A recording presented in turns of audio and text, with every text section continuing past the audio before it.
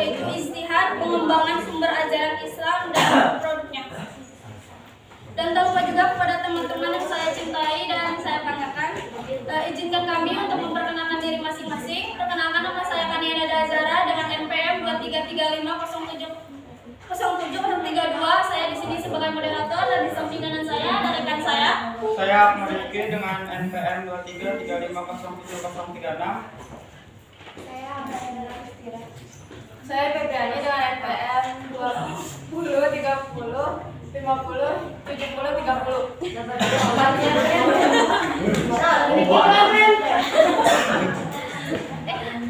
Untuk selanjutnya, untuk mempersingkat waktu, kita langsung ke materi pertama, yaitu pengertian ijtihad yang akan dibacakan oleh saya sendiri.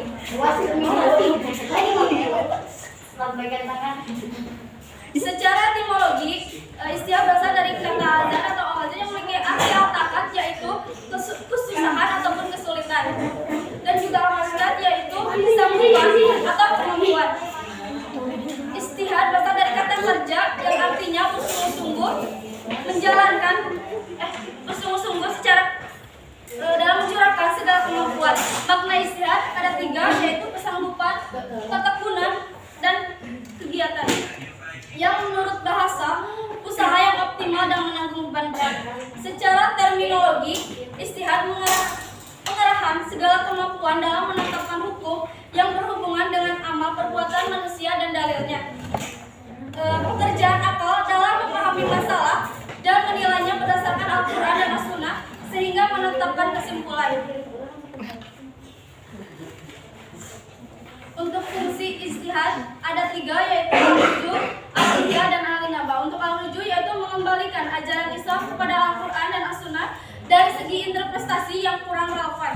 Yang kedua, al-ihya, yaitu kehidupan, menghidupkan kembali ajaran-ajaran Islam dan nilai-nilai Islam semangat agar mampu menjawab sebuah tantangan zaman. Yang terakhir yaitu fungsi al-inabah, memenuhi ajaran Islam yang sudah diijtihadi oleh para ulama terdahului dan dimungkinkan adanya kesalahan menurut konteks zaman.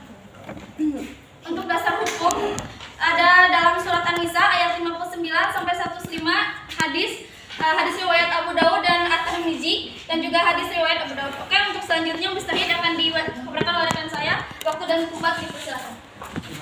Kita lanjut membahas tentang mustahid. Jadi mustahid itu apa? Mustahid adalah seseorang yang melakukan penetapan hukum dengan bersumber pada Al-Quran dan hadis. Ada menurut para ulama berpendapat ada beberapa kriteria atau syarat dari seorang mustahid. Yang pertama itu ada mengetahui nas Al-Quran dan Sunnah secara mendalam, baik secara makna dan fungsinya. Artinya seorang mustahid itu mampu menguasai bahasa baik di dalam Al-Quran maupun hadis. Jadi seorang mustahid itu mampu menelaah, memahami, dan menganalisis tentang bahasa dari Al-Quran dan hadis itu sendiri. Yang kedua ada syarat mengetahui persoalan dan bahasa Arab yang telah disepakati ulama dan memahami keilmuan yang dibahas. Artinya di sini seorang mustahid harus mampu memahami persoalan-persoalan atau kesepakatan-kesepakatan yang telah disepakati oleh para ulama terdahulu, sehingga tidak menghasilkan fatwa baru sehingga bertentangan dengan hadis dan Al-Quran. Terus ada dari bahasa Arab. Tentunya yang pasti seorang mustahid itu harus mampu menguasai bahasa Arab secara istilah maupun terminologi. Jadi penguasaan bahasa Arab itu penting karena seorang mustahid itu mampu menerjemahkan bahasa Arab ataupun menganalisis dari bahasa Arab terkait hadis yang disampaikan oleh para sahabat ataupun yang lainnya. Kemudian memahami keilmuan yang dibahas. Artinya seorang mustahid itu mampu paham apa yang sedang dibahas dan mengkaji ilmu yang sedang dibahas. Misalkan pada contoh kali ini tentang bayi tabung. Artinya seorang mustahid tidak hanya mampu menjelaskan secara agama, secara di dalam Al-Quran dan hadis, tetapi juga harus paham mengenai ilmu kesehatan, ilmu kedokteran yang terkait dari bayi tabung itu sendiri. Kemudian syarat yang ketiga, mengetahui dan memahami ilmu Al-Quran, hadis, fikih, dan ilmu keislaman lain. Tentunya syarat ini menjadi syarat penting bagi seorang mustahid untuk mengembangkan dan menganalisis, memahami, dan menyebarluaskan tentang ilmu-ilmu dari Al-Quran, hadis, terutama fikih dalam penetapan hukum, serta memahami ilmu keislaman yang lainnya.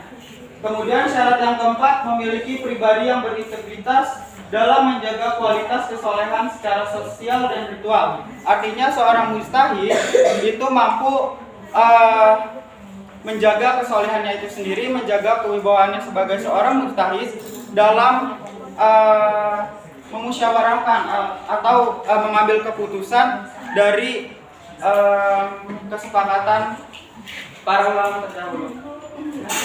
Nah, selanjutnya metode mustahid dalam menetapkan hukum Islam, atau dengan kata lain istinbat. Yang pertama ada ijma. Ijma itu sendiri merupakan sebuah penetapan hukum Islam di mana melalui kesepakatan atau persetujuan antara ulama-ulama terdahulu.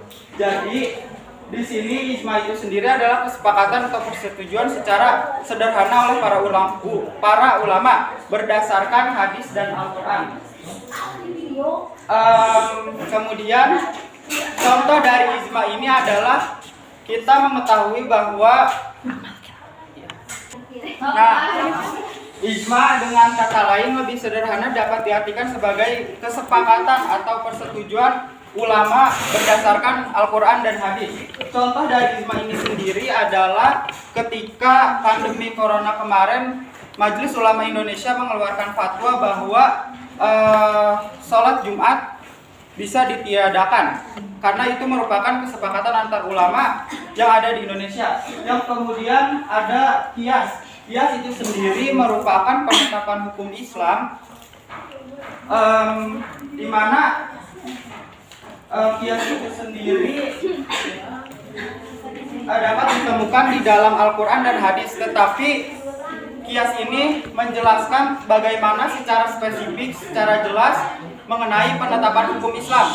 Contohnya bisa kita analogikan, di dalam Al-Quran ada membahas tentang khamar atau minuman yang memabukkan. Di dalam Al-Quran tidak secara jelas menjelaskan apa itu narkoba, apa itu obat-obatan yang terlarang, apa itu arak, atau apa itu anggur merah gitu kan. Jadi secara qiyas ini dapat diartikan sebagai analogi dari atau kata lain. Jadi contohnya itu kan yang dijelaskan di dalam Al-Quran cuma khamar kan. Jadi lebih spesifik apa itu jenis-jenis yang termasuk khamar, yaitu ada narkoba dan minuman keras lainnya atau obat-obatan yang lainnya dengan manfaat atau fungsi yang utama dari khamar itu sendiri dapat memabukkan. Dan itu dilarang di dalam Al-Quran maupun hadis. Kemudian ada istihad. Kemudian ada istihad. Ya kan? Istihad itu Istishab. ada, kita bahas yang ketiga, yang sebelah kias ya. Istihsan merupakan penetapan hukum Islam berdasarkan pada atau mencari sebuah kebaikan. Dapat dianalogikan secara sederhana itu mencari kebaikan atau sesuatu yang baik. Di sini contoh dari istihsan itu ketika seseorang dipandang yang lebih kuat, misalkan contohnya adalah mengenai hal-hal buruk. Jadi dipertimbangkan antara dua perilaku buruk, mana yang lebih dipandang lebih ringan perilaku buruk itu sendiri. Contohnya misalkan dalam Islam kan ada yang namanya berzina. Salah satunya memandang wanita kan, memandang lawan jenis gitu kan. Tetapi di dalam hitbah itu calon suami diperbolehkan melihat seorang istri kan. Nah itu dipertimbangkan antara mana yang lebih ringan, yang buruknya. Jadi dapat disimpulkan bahwa seseorang laki-laki bisa melihat atau memandang perempuan ketika akan hitbah.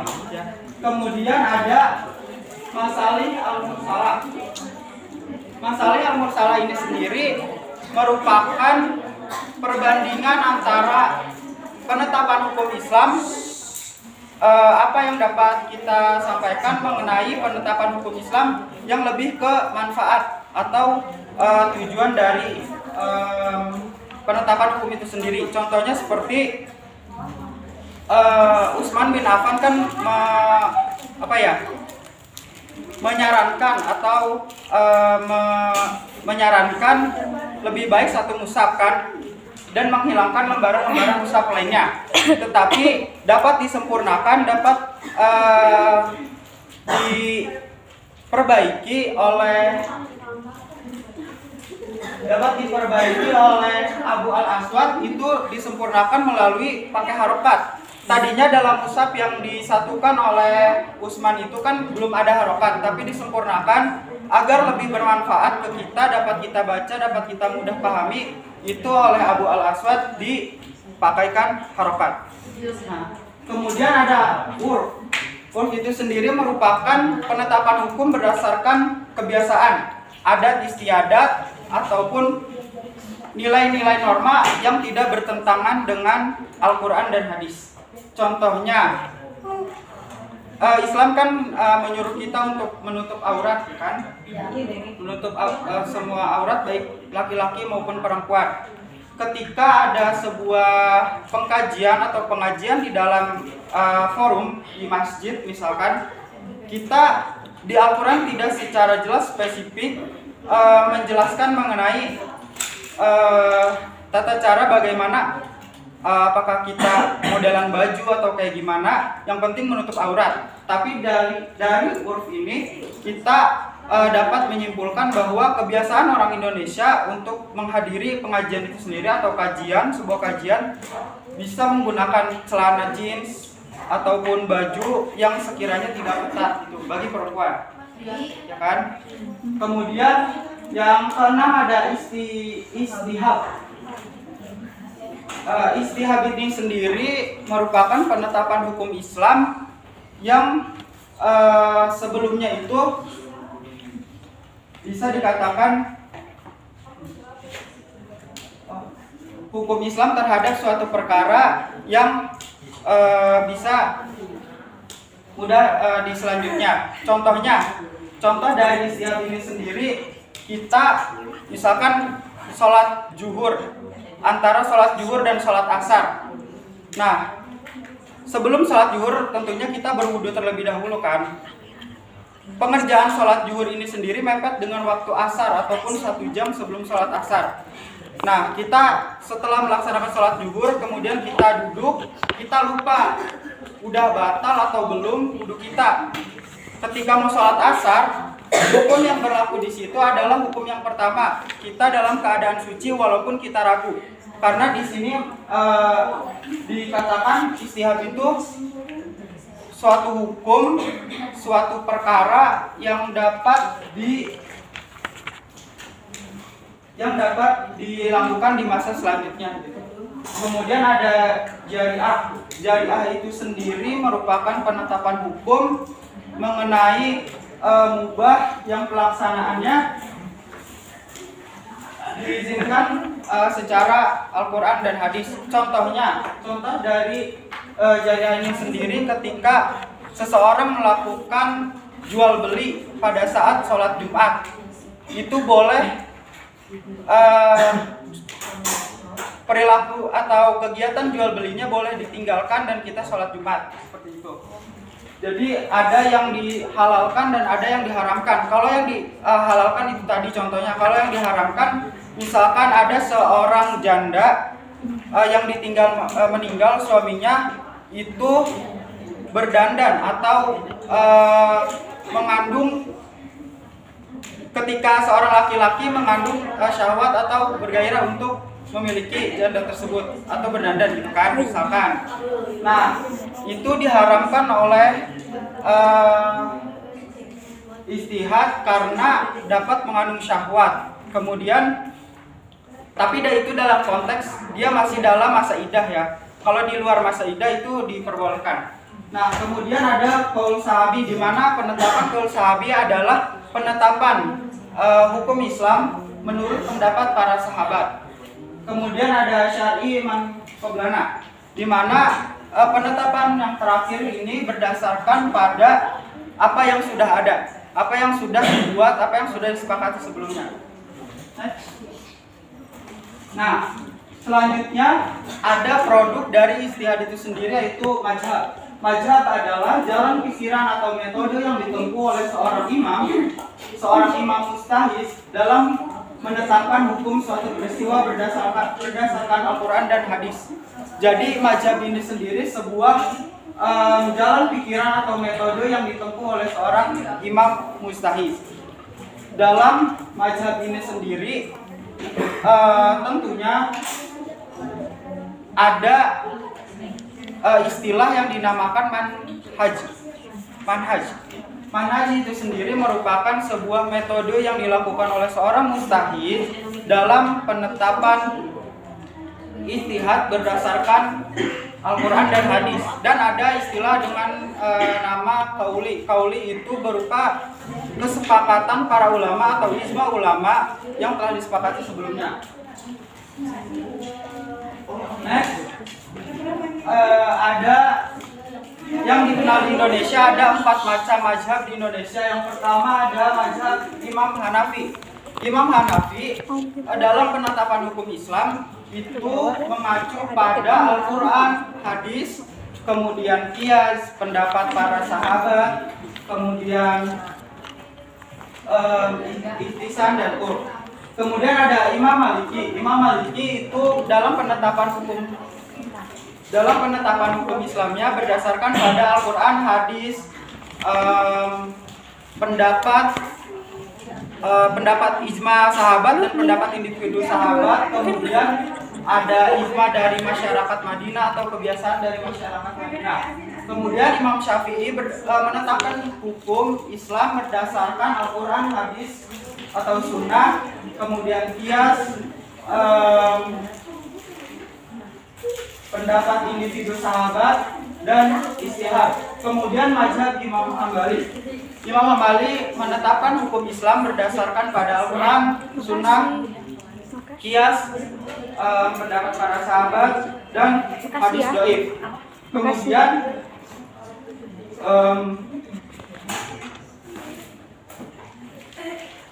kenapa mazhab sering diperdebatkan di Indonesia maupun di luar Indonesia? Mazhab ini sendiri tentunya yang pertama berbeda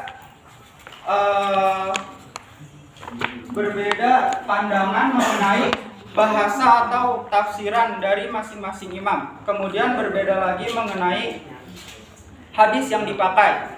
Kemudian yang ketiga ada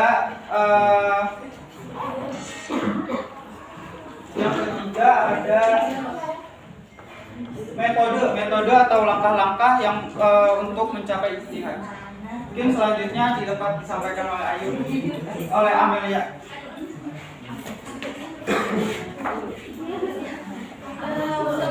Untuk aliran pemikiran Islam akan dipaparkan oleh saudara Amel dan dilanjutkan oleh Ayu. Waktu dan tempat saya silakan ya. Baik, terima kasih PLN sudah memberikan waktu untuk saya memaparkan materi saya. Ini aliran pemikiran Islam dibagi menjadi 7, namun saya akan menyampaikan 3 dari ketujuh dari sana. Yang pertama ada Jabariyah. Jabariyah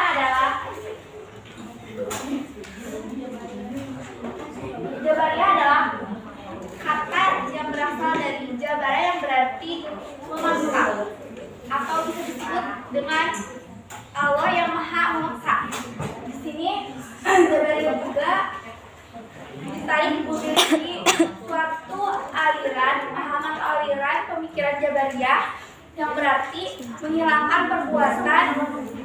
manusia dalam arti yang sesungguhnya dan menyadarinya kepada Allah. Dengan kata lain, manusia mengerjakan perbuatannya dalam keadaan terpaksa. Jabariyah juga memiliki paham yang meyakini bahwa semua perbuatan manusia akan ditetapkan dari Allah oleh kode dan qadar. Tokoh-tokoh aliran dalam Jabariyah ini ada Al-Ja'ad bin Dirham, Jah bin Sofwan, Adi-Zihar, Husain bin Muhammad Al-Najjar. Doktrin Jabariyah yang pertama ada manusia mengerjakan perbuatan dalam keadaan yang terpaksa. Yang kedua ada kalam Tuhan adalah makhluk. Tuhan yang ketiga Tuhan tidak dapat dilihat di akhirat. Yang terakhir ada surga dan neraka tidak kekal. Yang kedua ada Qadariyah. Qadariyah berasal dari qadara yang mempunyai arti memutuskan kemampuan atau memiliki kekuatan. Qadariyah adalah aliran pemikiran dalam Islam yang memberikan penekanan terhadap kebebasan dan kekuatan manusia dalam menghasilkan perbuatan-perbuatannya. Contoh dari aliran Qadariyah seperti orang ini menganggap bahwa semua yang dia kerjakan adalah pilihannya sendiri dan memikirkannya tidak ada campuran tangan dari Allah di dalamnya. Yang ketiga ada Mu'tazilah. Mu'tazilah berasal dari kata i'tazala dengan yang berarti menjauhkan atau memisahkan diri dari sesuatu. Tokoh-tokoh aliran Mu'tazilah ada Wasil bin Asa, Abu Jahl Al-Alam, An-Najjar, dan Al-Buba. Doktrin aliran dari Al-Mu'tazilah yaitu satu, orang Islam yang memiliki dosa besar berada pada posisi tengah atau al-mazlum bainilatin. Mereka tidak termasuk mukmin dan juga tidak kafir. Yang kedua ada setiap makhluk akan mendapatkan azab atas dosa-dosanya dan berhak pula menerima balasan atas kebaikan yang telah dilakukannya. Yang terakhir, meniadakan sifat-sifat Allah karena tauhid adalah meniadakan sifat-sifat Allah. Bila Allah mempunyai sifat, maka Allah tidak esa lagi. Terima kasih kepada semuanya. Saya kembalikan pada moderator.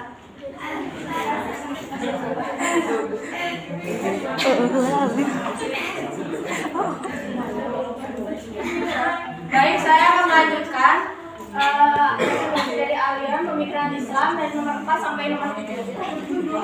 Nomor 4 ada Khawarij. Khawarij maksudnya adalah berasal dari bahasa Karaja yang berarti kuat. Aliran ini digunakan oleh kalangan Islam untuk menyebut sekelompok orang yang keluar dari kelompok Ali. Kenapa mereka itu keluar dari kelompok Ali? Karena kekecewaan mereka terhadap sikap Ali yang telah menerima tawaran taktik arbit dari kelompok Muawiyah yang dikomandoi oleh Amr bin As dalam perang Siffin sekitaran tahun 37 Hijriah atau 657.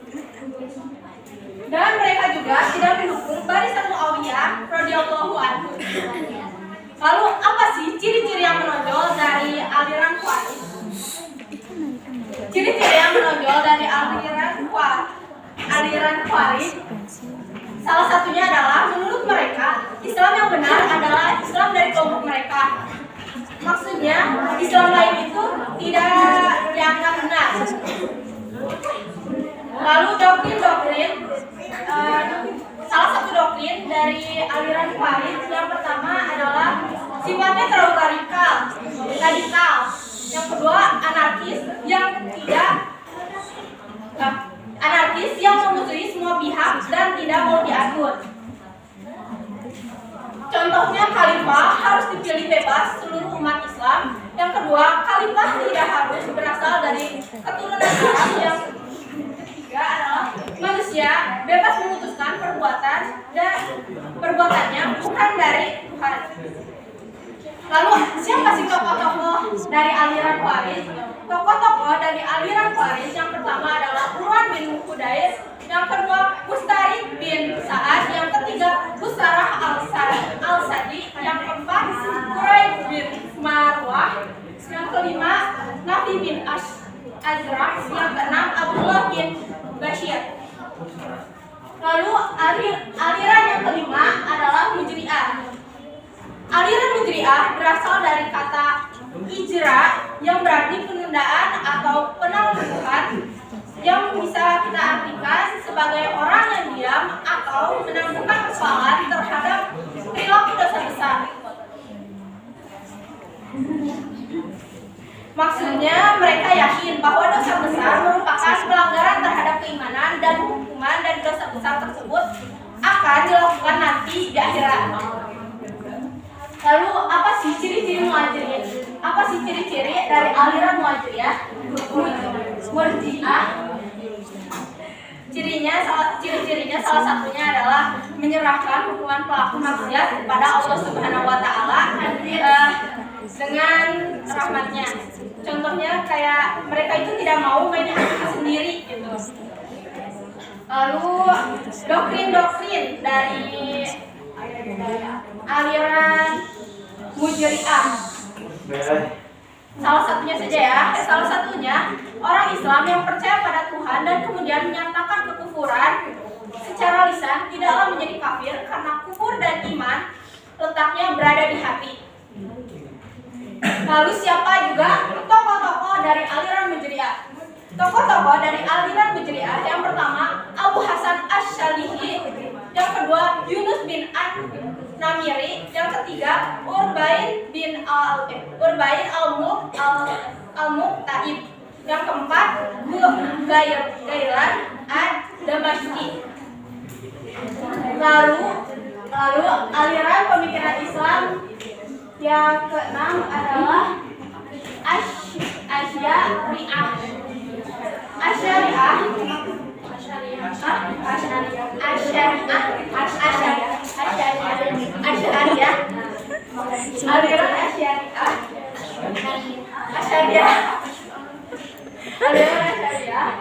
dikenal dengan nama Al-Sunnah wal Jamaah, yang artinya Sunni. Maksud dari Sunni adalah bercabang.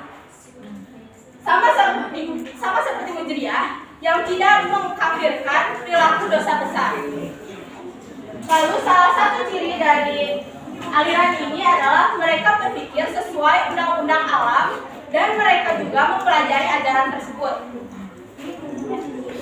Lalu doktrin-doktrinnya. Doktrin dari ajaran Asy'ariyah ada 3. Yang pertama, wajib diyakini Tuhan dan sifatnya. Yang kedua, manusia mempunyai kebebasan dalam berkehendak. Dan yang ketiga, akal dan wahyu dan kriteria baik dan buruk. Lalu aliran yang terakhir, aliran Syiah. Aliran Syiah menurut bahasa adalah seorang pengikut, pendukung atau kelompok atau partai. Sedangkan menurut terminologis adalah sebagian kaum muslimin yang dalam bidang spiritual dan keagamaannya selalu merujuk kepada keturunan Nabi Muhammad SAW. Lalu mazhab Syiah itu ada dikarenakan atau muncul diakibatkan oleh perselisihan antara siapa yang paling layak menjadi pemimpin umat dan negara setelah wafatnya Nabi Muhammad SAW. Aliran ini juga muncul akibat gejolak politik yang kemudian terus berkembang menjadi aliran teologi dalam Islam. Ada 5 pokok pikiran ada 5 pokok pikiran utama yang harus dianut oleh pengikut-pengikut aliran Syiah. Pokok yang pertama at-tauhid.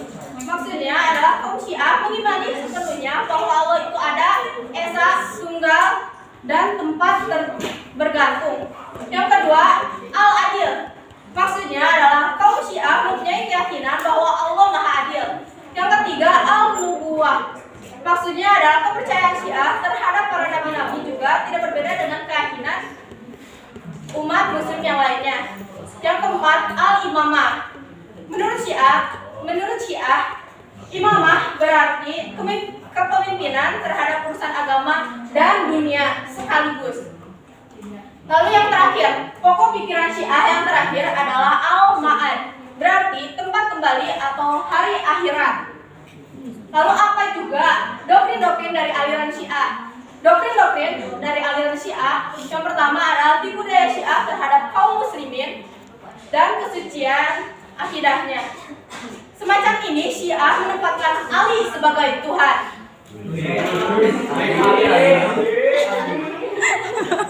Lalu ada juga beberapa ajaran Syiah yang menyalahi ajaran Islam. Salah satunya adalah boleh nikah mutaan. Maksud dari nikah mutaan adalah nikah kontrak. Nah, pada Syiah juga ada nikah kontrak ya teman-teman. Lalu menurut sejarah, aliran Syiah menurut sejarah adalah dari masa kekhalifahan Utsman bin Affan, yaitu Abdullah bin Sabah, seorang Yahudi yang menjadi seorang Muslim dan disebut sebagai agen Yahudi untuk disusupkan ke dalam umat Islam guna merusak ketetapan agama dan masyarakat Muslim. Akhirnya saya kembalikan kepada moderator. Baiknya untuk selanjutnya sesi tanya jawab bagi rekan-rekan yang ingin bertanya atau menambahkan atau mengkritik silakan, tapi saya mau kami untuk pertanyaan hanya tiga. Oke, tiga dia. Coba lagi atas. Oke, ulang. Turun.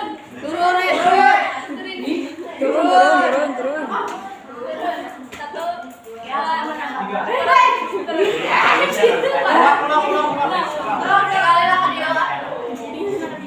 Satu, dua, tiga. Oke, guys.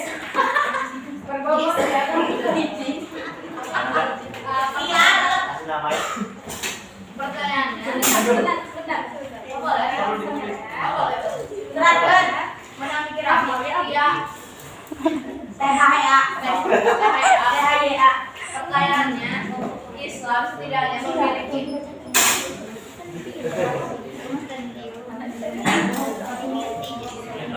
udah siap? Islam setidaknya hadisatnya memiliki 4 mazhab yang paling banyak pengikutnya.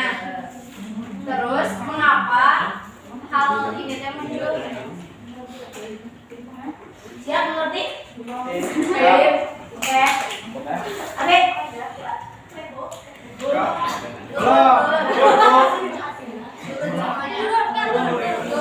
Ya cepat. Satu, dua, tiga. Ini. Jam berapa yang belakang tadi?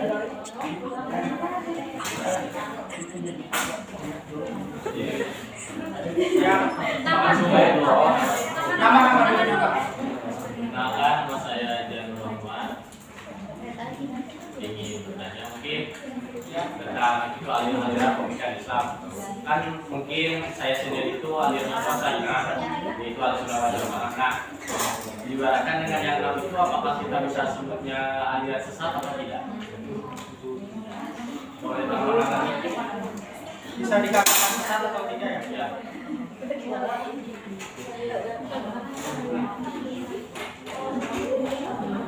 Jika tidak apa alasannya?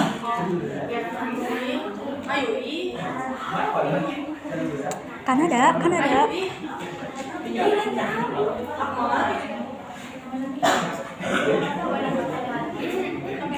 Next, terakhir. Ini ada terakhir. Perempuan ya? Perempuan. Satu, dua, tiga.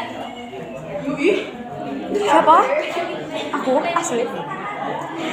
Baik, perkenalkan nama saya Leni Permatasari. Saya ingin bertanya kepada teman-teman mengenai mujtahid ya. Jadi, mujtahid itu kan seseorang yang memiliki kemampuan untuk melakukan ijtihad ya sesuai dengan syarat-syarat tertentu. Nah, yang menjadi pertanyaannya yaitu apakah ijtihad yang dilakukan oleh mujtahid itu selalu benar? Nah, jika mujtahid itu melakukan kesalahan, apa konsekuensi yang akan didapatkan? Terima kasih.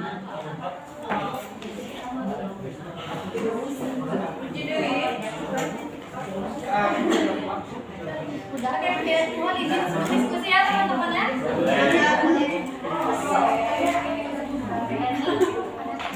Ada mau?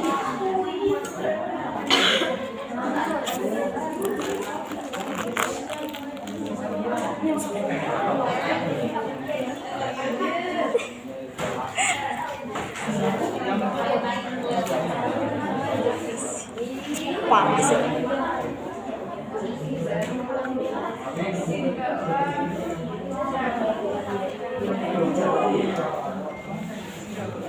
Oke,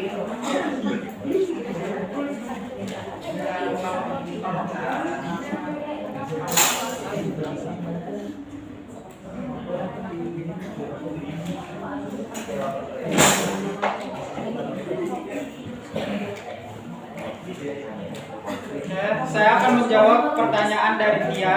Tia akan menjawab pertanyaan dari Tia. Pertanyaannya kan mengapa di Islam di Indonesia lebih banyak dominan ada 4 mazhab, kan? Pertanyaannya mengapa hal ini muncul? Kan? 4 mazhab di Indonesia merupakan sebuah istihad dari para ulama yang banyak dianut oleh masyarakat Indonesia, yaitu ada Imam Hanafi, Hambali, Maliki, dan Syafi'i. Kemudian kenapa hal ini muncul? Karena Islam di Indonesia itu ada sangkut pautnya dengan Timur Tengah, yang artinya para ulama di Indonesia itu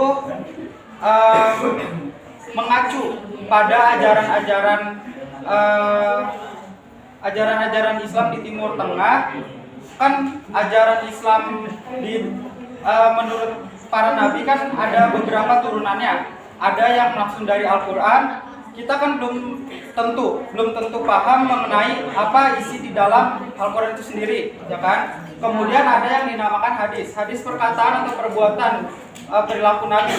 Kemudian ada sahabat yang menjelaskan bagaimana penjelasan dari isi Al-Qur'an itu sendiri, apa penjelasan dari perkataan Nabi, dari as-sunnah. Kemudian turun lagi, ada yang namanya mujtahid. Jadi tahapan-tahapan pembelajaran atau penetapan hukum di Islam itu secara bertahap. Ada yang langsung berdasarkan Al-Quran, ada yang langsung dari perkataan Nabi atau sunnah atau hadis. Kemudian ada mujtahid, kemudian mujtahid ada mazhab.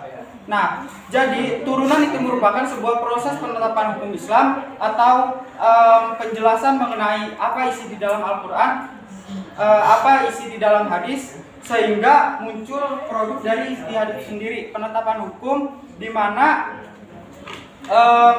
para imam ini merupakan seorang mujtahid. Seorang mujtahid tentunya pada saat itu mampu menetapkan hukum secara keilmuan, secara ilmiah oleh dirinya sendiri. Jadi tidak melewati musyawarah, meskipun ada beberapa penetapan hukum Islam secara musyawarah, tapi para mujtahid ini, Imam Syafi'i, Maliki, Hambali, dan Hanafi itu mampu menetapkan hukumnya secara sendiri. Berbeda dengan saat ini terjadi. Saat ini terjadi ijtihad dilakukan secara bersama-sama atas kesepakatan bersama oleh para ulama, kan? Jadi muncul karena pemahaman kita, memudahkan pemahaman kita terhadap ajaran-ajaran Allah. Terima kasih ya. Cukup jelas? Cukup jelas. Ya. Terima kasih ya.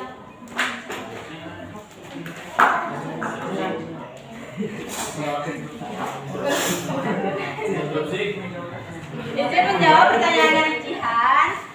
Maaf ya Jihan, harusnya ada Bapak jadi bisa meluruskan, saya salah. Menurut saya aliran Asy'ariyah itu nggak sesat karena ada buku, ada Jadi menurut itu bukan tentang Asy'ariyah, tapi selain Asy'ariyah aliran sesat karena kan di sini juga ada di dalam buku ini dijelaskan bahwa Abu Hasan al-Asy'ari ini keluar dari Mu'tazilah, sedangkan Mu'tazilah kan Mu'tazilah kan aliran yang kemarin-kemarin ini sebelum adanya Asy'ariyah.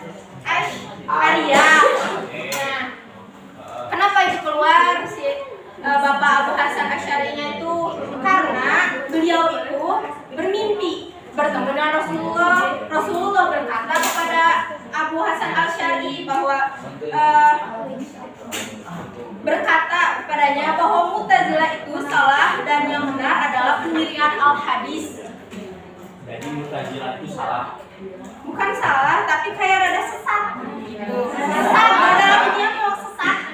Oh, berarti sudah dikerti. Ya. Jadi dijawab. Berarti kan tadi Mu'tazilah katanya sesat. Berarti kan mungkin dari saya itu kepercayaan kan Asy'ariyah Ahlussunnah wal Jamaah. Nah, berarti selain Asy'ariyah itu berarti sesat kayak Syiah itu, Murji'ah, Khawarij, Mu'tazilah, Qadariyah itu semuanya apakah sesat? Apa tidak? Kan kalau barusan Mu'tazilah doang yang sesat. Ya udah sehari-hari. Itu merupakan aliran-aliran sesat selagi menyeleweng, selagi tidak mengedepankan Al-Quran dan hadis maupun ajaran-ajaran Islam lainnya, itu dapat dikatakan sesat karena menyeleweng dari ajaran-ajaran yang sudah ditetapkan oleh Al-Quran, hadis maupun sunnah-sunnahnya. Oh, berarti cuma Asy'ariyah doang yang tidak sesat gitu. Jadi gimana pemikiran sebenarnya? Gini ya, kita kan misalnya percaya kepada Jabariyah. Kan di situ juga dijelaskan bahwa kita itu misalnya kan penganut Jabariyah, sedangkan yang lain sesat gitu. Nah, jadi kumaha eta we kalau Sunda ya maaf ya Sunda. Jadi kumaha kepercayaan kamu be gini gitu, kamu aku.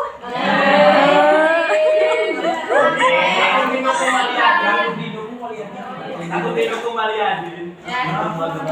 Harusnya ada bapak yang bisa menjelaskan lebih rinci, tapi bapaknya tidak bisa hadir.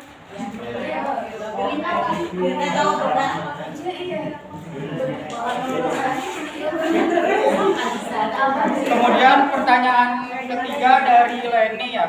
Iya. Apakah ijtihad yang dilakukan seorang mujtahid itu selalu benar? Terus apa ada kesalahan gitu kan? Gini, apabila ada kesalahan, apa yang konsekuensi yang didapatkan seperti itu. Jadi seorang mujtahid itu kan ada kriteria dari atau syarat-syarat dari untuk menjadi seorang mujtahid. Tadi saya sudah jelaskan.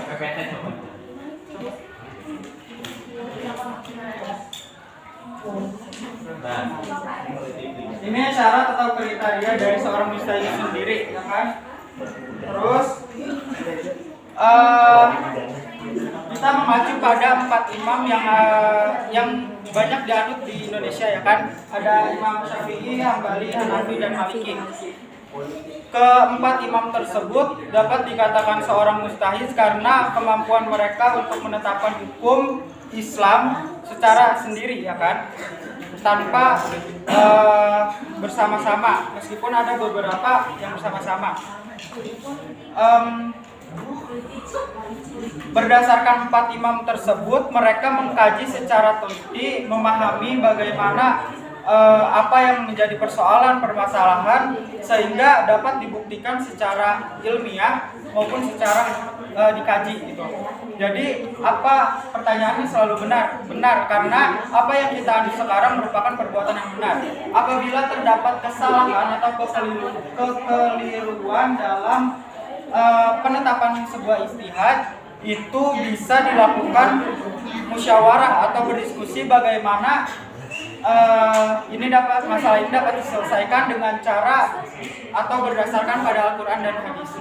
Mungkin ada tambahan?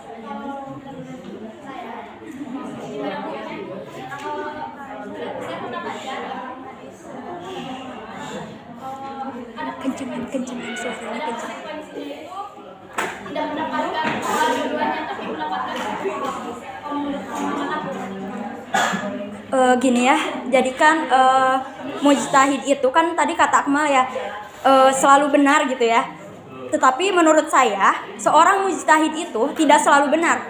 Karena apa? Karena mereka juga kan manusia ya, maksudnya pasti ada kesalahan gitu. Nah terus kan ada juga beberapa pendapat Jadi mujtahid itu juga belum tentu benar seperti itu. Izin.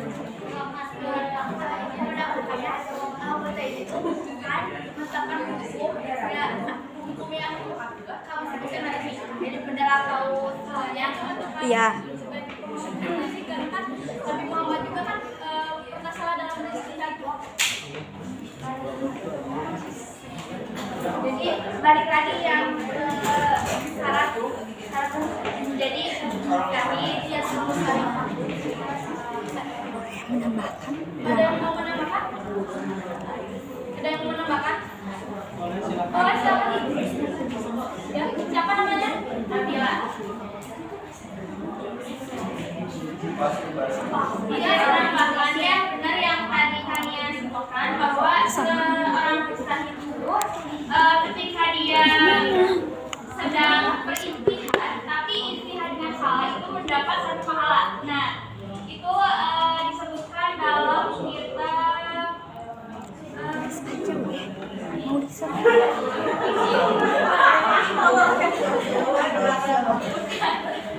ada dalam kitab tapi aku lupa lagi ya. Itu tuh kalau misalkan istihadnya benar dan kan itu punya pahala dia udah beristihad sama istihadnya hasil dari istihadnya. Kalau dua-duanya benar dia dapat pahala 2 gitu. Terus pasti setiap mujtahid juga itu bukan orang yang asal-asal ya, dia juga beliau juga gitu mempunyai kemampuan yang tinggi. Jadi menurut di kitab itu kemungkinan sedikit salahnya, tapi pasti ada yang salah juga gitu. Terus bisa dibenarkan kalau salah juga, pasti kan ada yang sadar atas kesalahan itu, pasti bisa dibenarkan. Terima kasih Nabila. Ada lagi yang mau Saya mungkin ya nambahin. Maaf ya, sebentar. Tadi saya mendengar Akmal itu menyebutkan bahwa mujtahid itu kan menetapkan hukum ya. Mungkin secara lahir memang mujtahid itu menetapkan hukum syara. Sedangkan pada hakikatnya yang menetapkan dan membuat hukum itu kan Allah gitu ya.